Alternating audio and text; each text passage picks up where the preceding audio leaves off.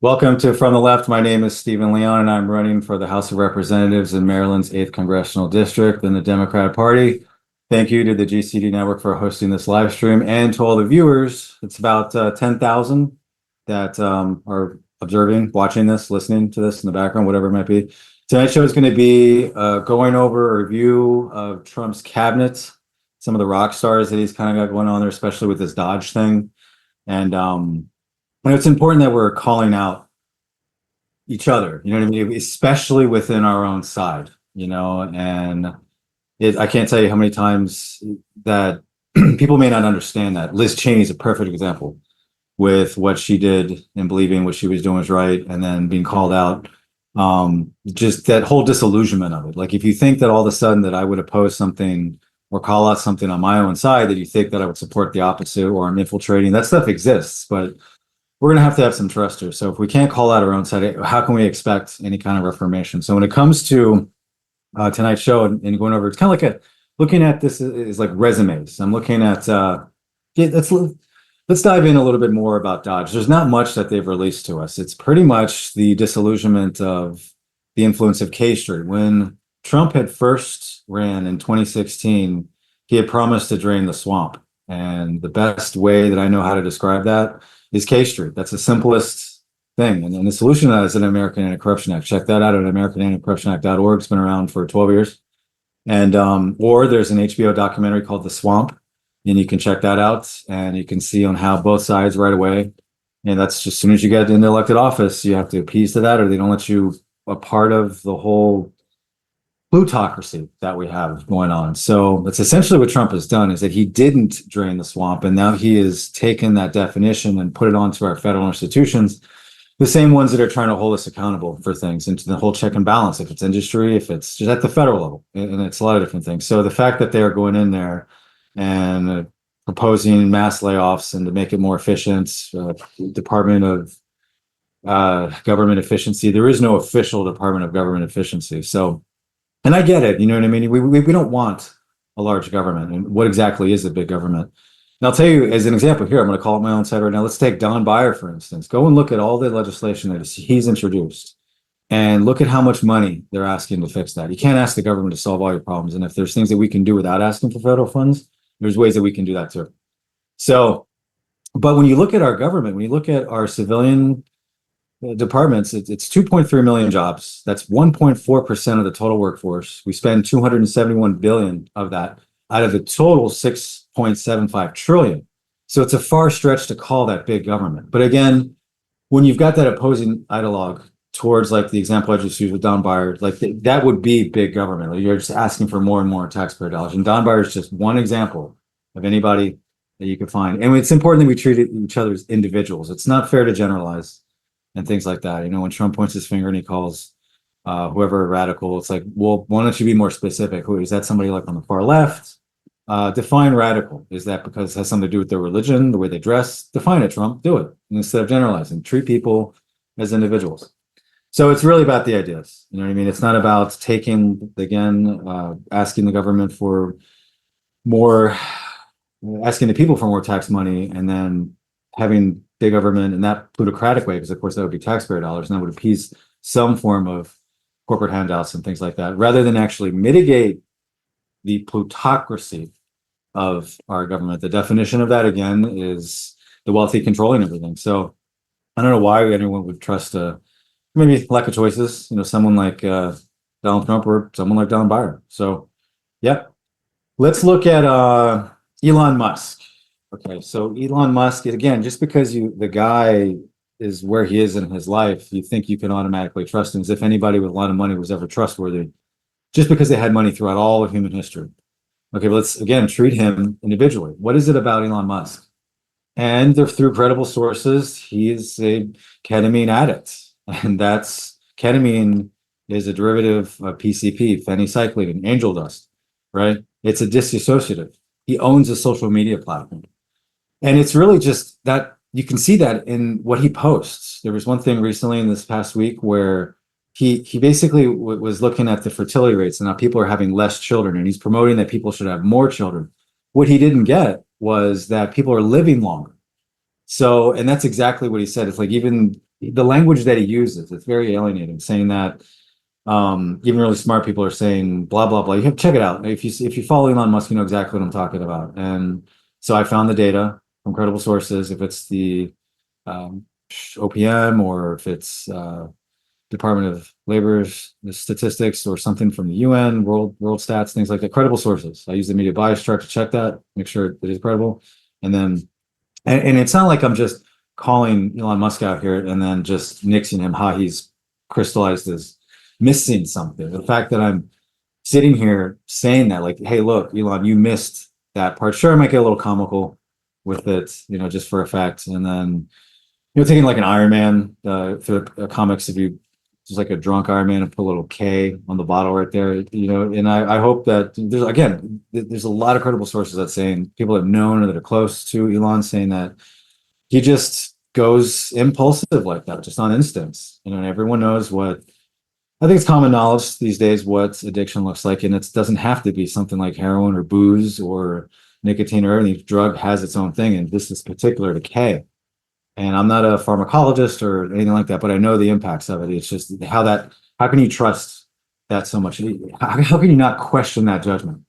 You know what I mean? So, yeah. And the fact that, again, he's recording from what I read recently, Dodge, it's going to be a volunteer role, things like that. But you don't think he's going to set up some form of more plutocracy and take away those regulations that and we can reform. We always can. There might very well may be legislation in there that's just more red tape that we don't need, but we need to look at that very methodically, very scientifically. And that doesn't mean that we need to do a bunch of mass layoffs in order to do that. And again, even with that, the total, what we spend 271 billion a year if you got rid of everybody from the federal government, 271 billion out of 6.75 trillion, it isn't even going to make a dent. Even then, how we're going to address that is another intent of Dodge. And I've been promoting the taxation of big data. That's estimated at 1 trillion a year. And it's so new, and you very well may not hear a lot of people because, again, data is the most important, the most valuable thing to corporations. So why would you, if you're appeasing a plutocratic system, there's a lot of acracies, bureaucracy, oligarchy, and all the most fair in our country is just like plutocracy, just benefiting the rich, and that's left or right. So it just to peel away those regulations that we have and to just establish more, again, plutocracy. It's cliche or it's boring and mundane that I keep saying that. And I'm going to keep saying that too. You know what I mean? It's just when you have momentum like that, and when you take away all those structures, what's going to happen is that the people that already have the money, they're just going to keep getting richer. Okay. And take it from a guy from me. I'm not asking the solutions that are on my platform. I'm not asking for more taxpayer dollars. That taxation of big data, you're looking at 1 trillion a year. Now there might be some negotiations that we'll have to do where we won't tax corporate America. And a lot of that is international. But 1 trillion of that is going because it's data, right? So that's so like maybe the way that their systems are set up, if we don't want them to price gouge, then we may just tax 75% of that. We'll have to look at that. But again, I say that's not going to come into my pocket somehow. So we need to discuss these ideas. And that's what I hope that we can do. If it's on social media, it's with our neighbors, or even behind the scenes when we see our representatives out there, if we send emails or call them, or wherever it might be. Hopefully mainstream media can pick up on some of these things rather than just, I can't tell you the last time. I see clips on social media. I read my news. The Hill, Washington Post, whatever. It didn't even have to be. It could be Newsweek. Again, how does it rate on that chart? And again, you can't look at everything generally, but it's just something that I'm noticing. It's kind of, I definitely don't listen to Alex Jones. That doesn't mean that he might say one thing that's kind of common knowledge or whatever it might be, something that's floating around there. I mean, we all call the sky the color blue, right? We don't argue about what color that is. And you could argue to say that's not actually blue because of science and whatever. I won't get into that here. But so we should really question that, especially when it comes to Vivek Ramaswamy. And if you know anything about Vivek, he initially built his wealth through that bunk patent through Alzheimer's. It was interbreeding. And he basically manipulated the gray areas of the stock market to do that. He got his college buddies to invest in it, and there was a 50-50 shot that, I mean, they knew, they pretty much knew where they bought that patent from, that it wasn't going to go anywhere. And he just, the way that he sold it, just like the way that he sells anything else. And there's a 50-50 shot that he knew at the end of the day, no matter what, he's going to make money. He knew it. So he also calls himself a libertarian conservative. And if you know anything about libertarians and their platform, basically what that tells me is that he wants to put a brothel next to every church. Maybe that's an exaggeration, but I've never heard him say anything otherwise. Go look at the libertarian platform, and they totally want to legalize prostitution. I don't think that's, I mean, I think you just keep that in Vegas, something like that. I don't think you're going to be able to sell that. That's maybe one of the reasons why libertarians lose. And if they want to reform that, sure. I remember when I first got into this game years ago, and I'm looking at all the different party platforms, and I read that statement of principles, and I'm like, well, like it's neat. The libertarian headquarters is just 2 blocks from where I work in Alexandria. So I went in there, knocked on their door, and I paid like $5 to be a member. So you could call me a libertarian as far as that goes. But if there's something in that platform that you just don't agree with, then why couldn't that change? But I haven't heard Vivek say anything about that. So until proven otherwise, that's basically what he wants to do. He wants to put a brothel next to every church. So think about that. Question his judgments. There is no Better Business Bureau or Child Protective Services or fire department when it comes to our elected officials like that, or even volunteers like Elon and Vivek for Dodge. It's up to us, even other candidates or current sitting representatives or senators, to call each other out and to be able to do that. Otherwise, especially again on our own side, or how is any reformation? You can imagine, like, you kind of get it. Like, look at Jamie Raskin. He's my opponent in Maryland. You know what I mean? And he's violated a conflict of interest law when it comes to stock, and there you have him up there, trying to protect the rule of law, but he himself has broken it, even unwritten law. We don't want Congress to stock trade, and then he's up there with such pride, and you can't. And if you're from the left and you see that, maybe they're not as detailed as I'm being, but maybe they see it exactly there that way. They've done the research and everything, and it comes out and expresses itself out in whatever ways that you may have seen. And a lot of that stuff's not fair. You don't want to go after anyone's religion or anything like that. I've seen the art and the language that people use, but how do you not know that they're looking at the exact same data that I'm looking at? They're just expressing it that way. So I wish it would be different. I mean, if you want to get your message across, I mean, I've definitely seen them go after Nancy. Same kind of thing. Look at how much money she's got invested in NVIDIA when it comes to processors and everything that's going on with AI. I look at that fuck you clap that she did to Trump way back in his first term. And I remember, in effect, Trump's up there, we're going to come together and everything like that. And all of a sudden, Nancy does that clap. And I thought it was really cute. And then after some time, I don't know how cute that is anymore. And you kind of see the way Trump, like, why would you? And really what I'm thinking now that I know enough about both of them, this is years ago when I first saw that. And I'm like, Trump was kind of saying, there's that layer of plutocracy again on both sides. And it's like, Trump is kind of surprised. Well, you're a plutocrat. Why are you clapping at me like that? To see the two faces of these things, and it's like that system-wide. So it's very important that we call each other out. We're human beings. We're going to be more received if we're done that with plain language and facts and things. Social media and texting and even email can be very sterile in the tone. It's very difficult. It's instant too. You know what I mean? It just kind of shows up. It's not somebody that can kind of talk to you and like a human being and things like that. So it's important that we don't snap judge each other like that on social media. I can't tell that right there is frustrating on its own. It's alienating, dehumanizing. That's something that I just have to do as part of this game.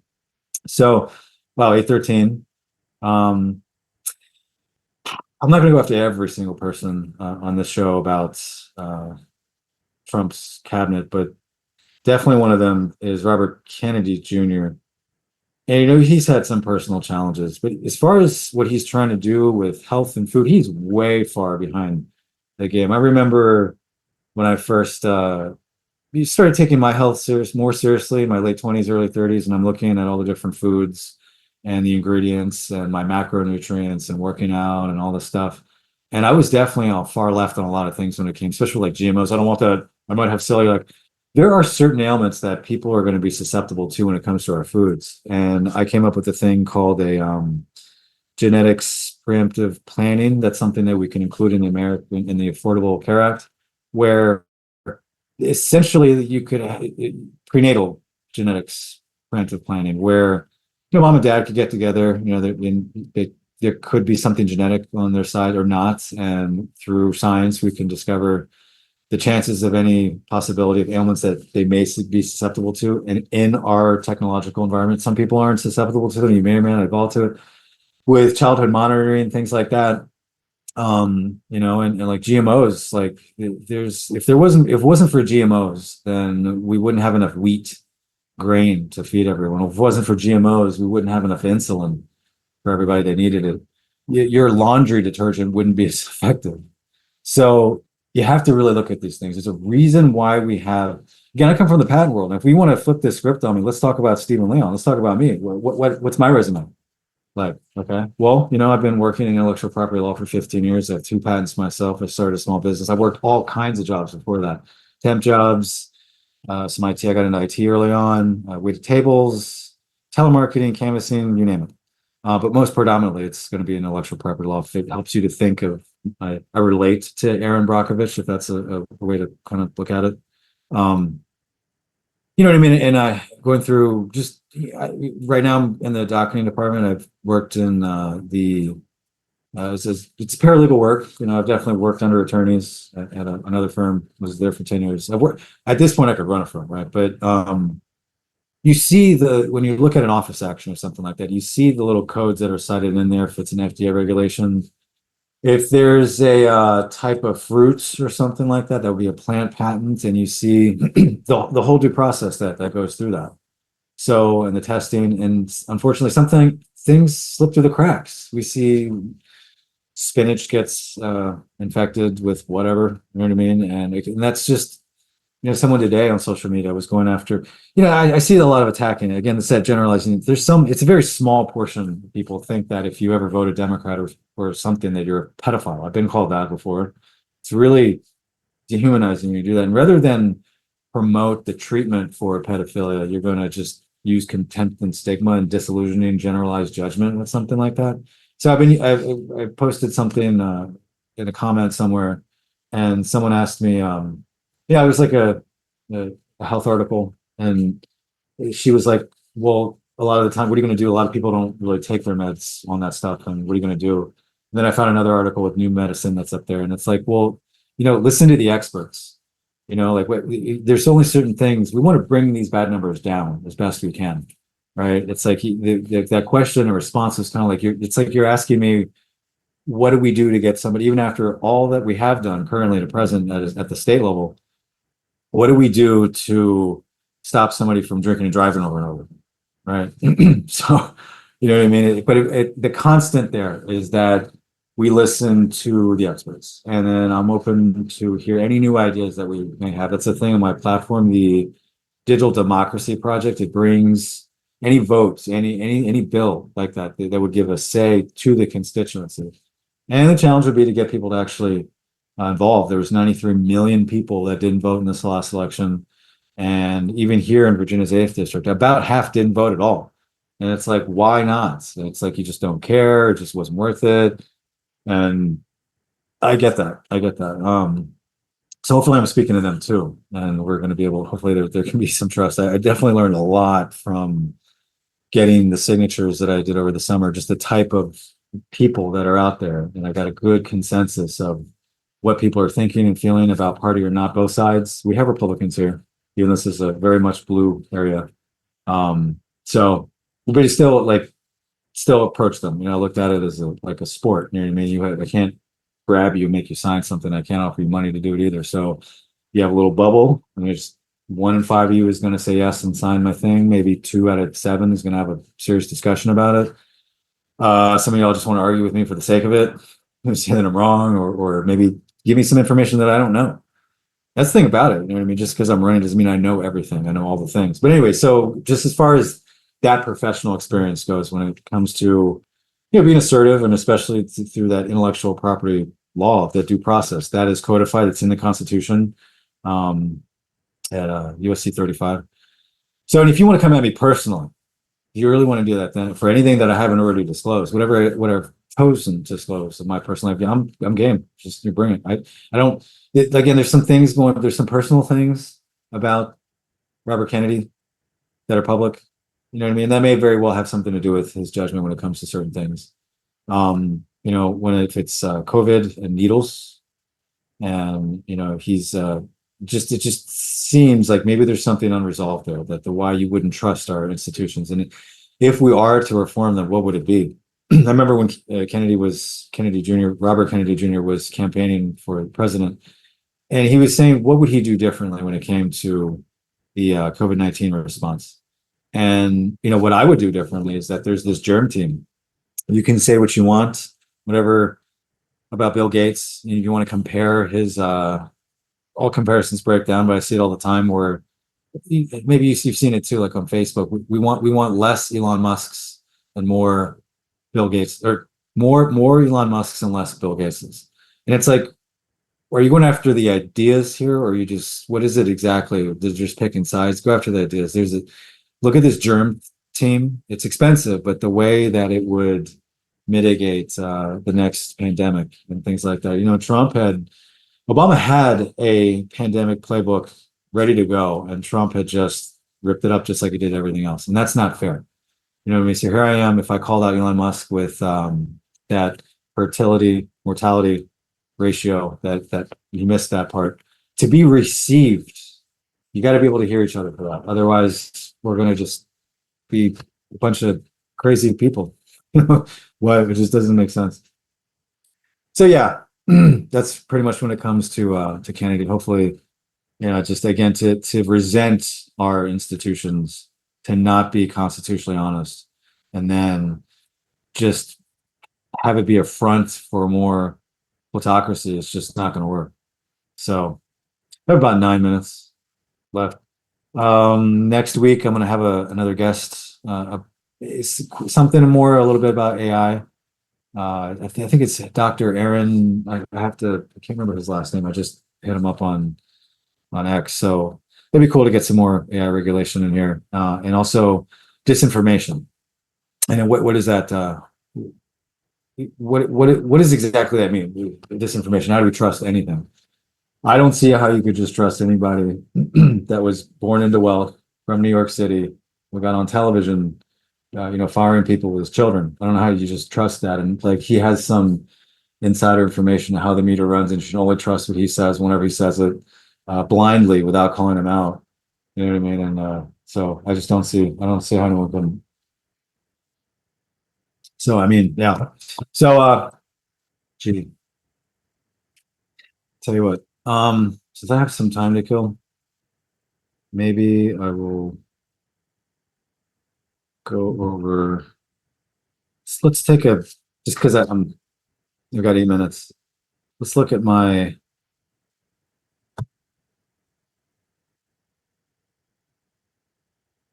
Twitter feed. Now, of course. Wait a minute. I don't have the password in front of me. Good. No, not that. I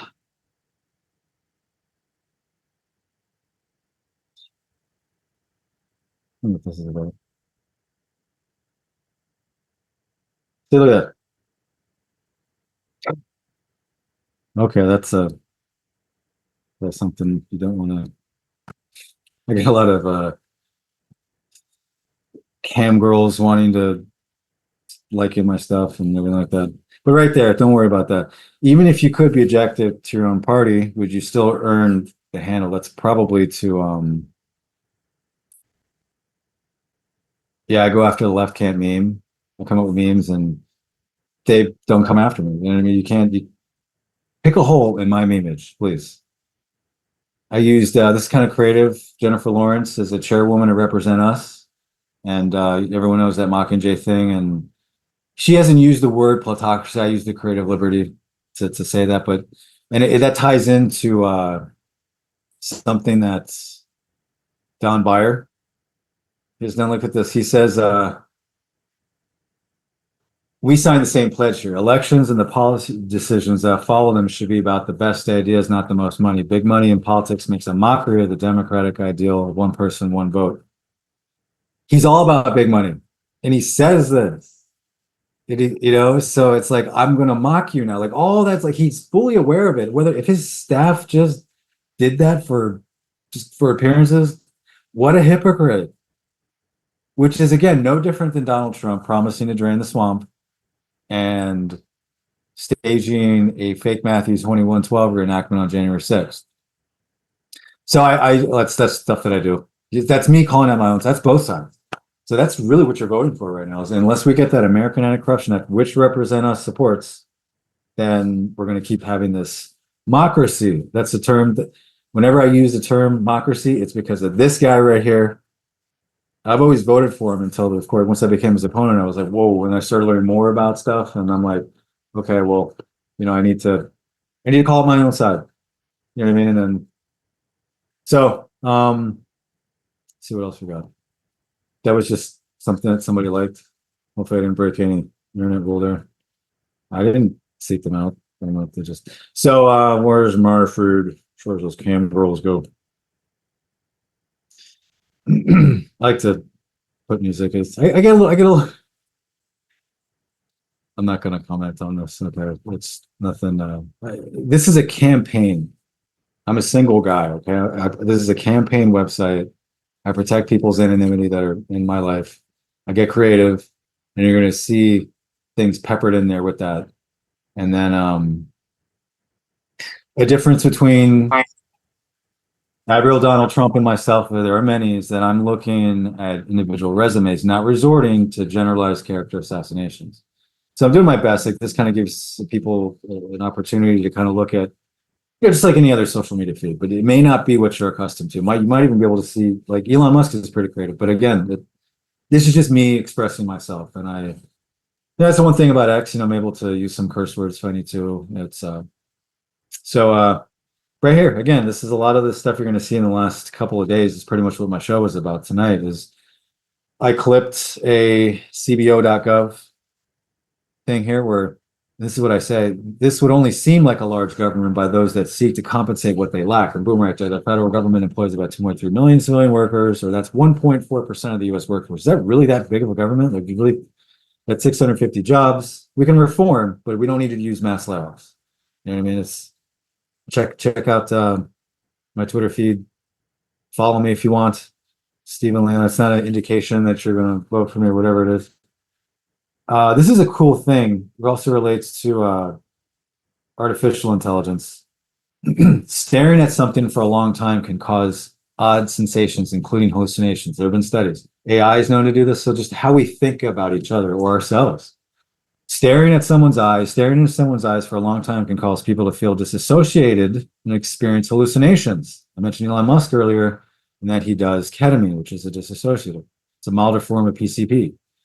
In one study, and he snorted it. In one study, 90% of people who stared eye to eye reported seeing the other person's face deformed. 75% saw monster-like beings, and 30% saw animals. So you can click on that and see the staring in a mirror, looking at yourself too much, looking at your imperfections, and everything like that, or maybe something grandiose, staring at dots, and then what goes on and on. So I thought that was neat, just like when we're looking at anything, or anything that we've been sold, or whatever it is, and what are the layers to it. Especially if you don't look at those layers. So when it comes to using the farce of downsizing our federal government in the hopes that it would solve anything, which is again just a projection of disillusionment of corruption from actually focusing on mitigating K Street's influence to transferring that to our federal institutions. It's not real. And objects in mirror closer than they appear. Look at the ambulance, how they have that backwards, and they do that on purpose so you can see that. So just how everything is like flipped backwards and they just lie to your face. It's a little thing. Now, they've never actually said that. I'll read this too. Rather than utilize federal personnel to reform our institutions and implement a taxation of big data with an estimated 1 trillion revenue per annum, they cheaply and spuriously offer the hypothetical average person a couple of hundred a month in tax relief. That's a little dollar sign right there. With wings. This would be accomplished by mass layoffs and the sustainability of both the natural and man-made environment. They never said that this would save a couple hundred a month in tax relief. That's just something that I suppose it's a hypothesis. If they were to do all the mass layoffs and get everything done, like that may equate to a couple hundred, but it's measly in compared to all the things when it comes to the sustainability of our environment. I'm out of time. I will have a special guest next week about artificial intelligence and hear this good doctor's experience and what they have to say with all that. I'm going to cut the show off, and I will see you next week, and have a good night.